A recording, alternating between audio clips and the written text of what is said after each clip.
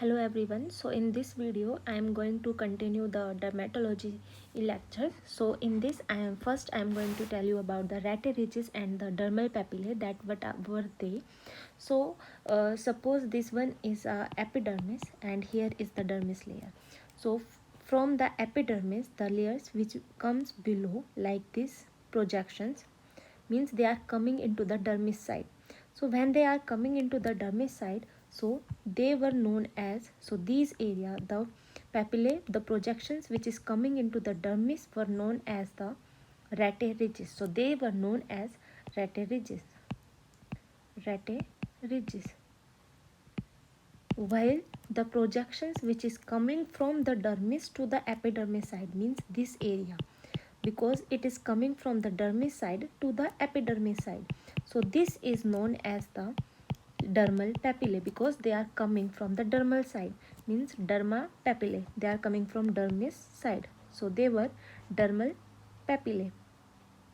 So how we can write their definition? So for their definition, the rete ridges were the projections of epidermis to dermis. So the projections of epidermis to dermis is known as rete ridges, while the projections of dermis into epidermis, from the dermis side they are coming into epidermis side, they were known as dermal papillae. So these were the definitions of the rete ridges and the dermal papillae. Now on the microscope, how they look like. So these one means this is a epidermis and this one is a dermis part, means the projection they were coming into the dermis. So this is a rete ridges, while these projections which is coming into the epidermis side, these were is known as the dermal papillae. This is a dermal papillae, while this area is a rete ridges. So this is about the dermal papillae and the rete ridges. Now next one is the transitional changes from the stratum basale to stratum corneum. In this we have to know that what are the changes which is appeared in the epidermis when we are going from the stratum corneum side to the from the stratum basale side to the stratum corneum. So as we all know, college bus is our mnemonic to remembrance. College and bus in this way. So stratum basale is the fifth layer of the epidermis. So here is the stratum basale, suppose. So this is the stratum basale and here is the stratum corneum layer. So in the stratum basale, all the cells were like in this shape. And they have a nucleus. While when they reach to the stratum corneum, they become flat. So they become flattening of the cells occur and they become anucleated because there is no nucleus is present. So no nucleus is present in the stratum corneum. So how we can write the changes? So first their change in the shape. So first shape means they become the flattening. They become flat. From the stratum basale to reach to the stratum corneum, the cells become flat. So flattening is there. Nucleus is lost, means there is no nucleus in the upper layer, that is the stratum corneum. So no nucleus, or we can say nucleus lost. And there is increase in the keratin because the stratum, as I already told you in the previous video, that the stratum corneum has the keratins. So keratin concentration increases, they are rich in keratin. And there is decrease of water, so there is dehydration in the upper layer of the stratum corneum. Dehydration is there in the stratum corneum. There is loss of water, and the total time from the stratum basale to the stratum corneum, means the total epidermal transient time. So the epidermal transient time is from the stratum basale to reach to the stratum corneum, the total transient time is 28 days. But in the psoriasis, we found that from the stratum basale to stratum corneum, becomes the 3 to 5 days. So in the psoriasis, time become 3 to 5 days. And if there is transient occurs so fast, it means that there is a nucleus retained in it. So when I teach you the psoriasis, I will tell you what were the changes we see.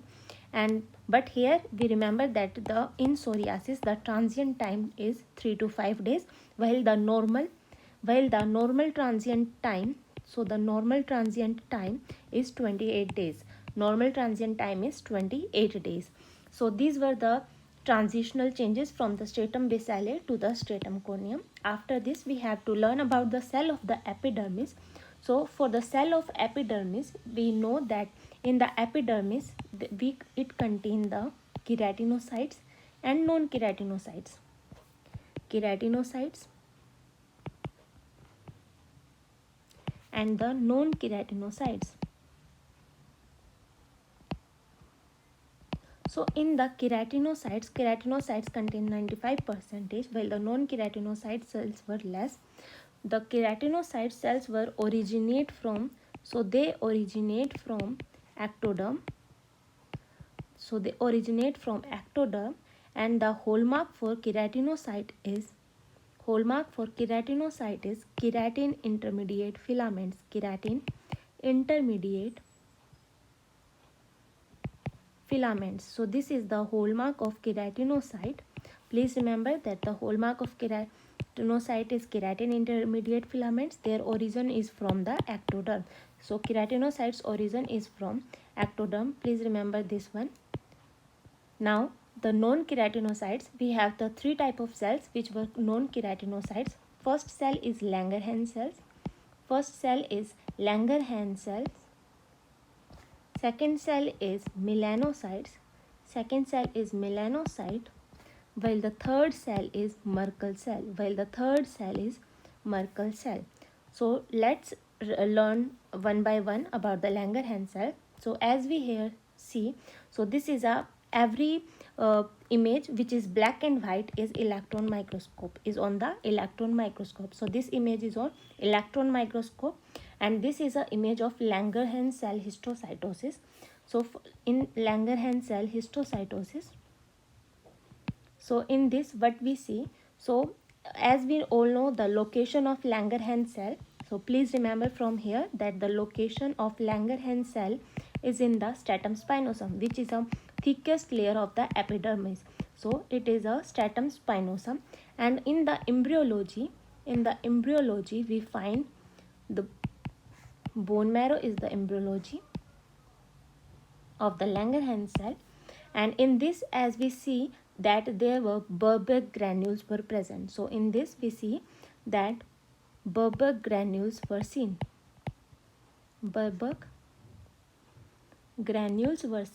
Or we can say they look like a tennis racket. So they, as we see here, they look like a tennis racket, or they look like a tennis racket appearance. So whenever we see this image, it look like a tennis racket, or we can say the Burberg granules were present.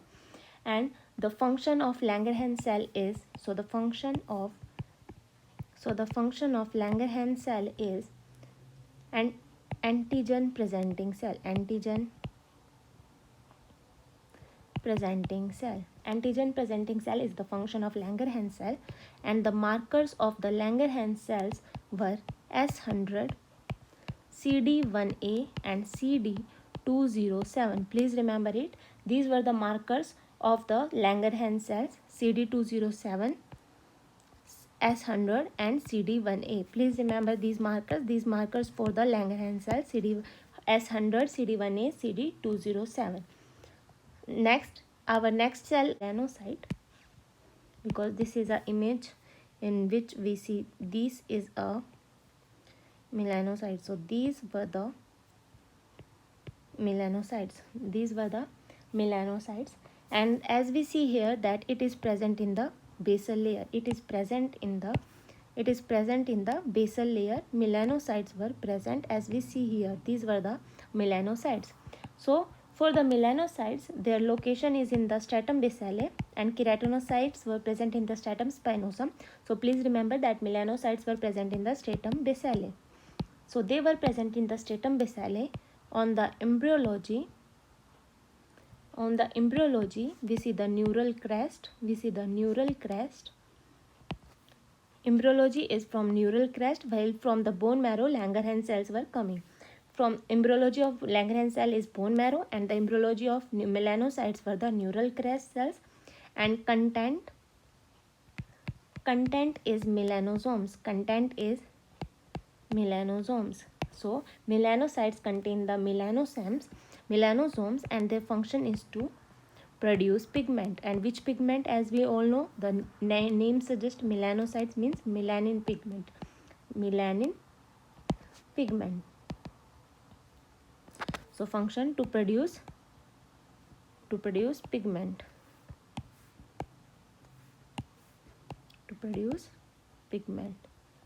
That is melanin pigment. Which pigment? Melanin pigment. And the marker for melanocytes, were same as of for the Langerhans cells, but here different is there. S100 is same for Langerhans cells and melanocytes, but other were different as it contains the melanocytes, melanin pigment. So the marker is melan A. Another marker is HMB45, and they were melanocytes. They were basically macrophagic. So example is dendritic cells. So here the example of melanocytes is dendritic cell. Please remember it. So this is about the melanocytes, because they produce the melanin pigment and they are present in the stratum basale, and melanocytes were the example is dendritic cells. Now next cell is our Merkel cell. So as we see here, this is our Merkel cell. And it is also present in the stratum basale, layer. So let's learn about the Merkel cell. So the Merkel cell, so here the location is in the stratum basale, as we see, and the embryology is from ectoderm. The embryology of melanocytes is from the neural crest, and from Langerhans the embryology is bone marrow. And here the Merkel cells embryology is ectoderm. And the content, what content is present in the Merkel cells? So the content is they contains the neurosecretory granules.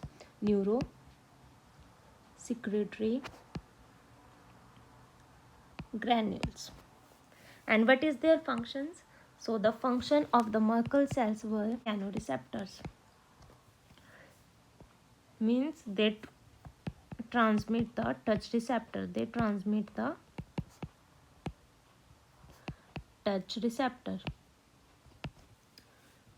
And the marker for Merkel cell is cytokeratin 20. Marker for Merkel cell is CK cytokeratin 20 is the marker for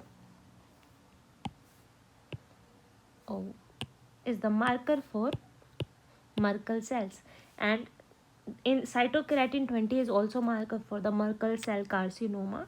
So Merkel cells, their function is mechanoreceptors, and they contain the neurosecretory granules. And this is all about the cells of the epidermis. In the next video I am going to discuss about the dermis. So thank you. Bye bye.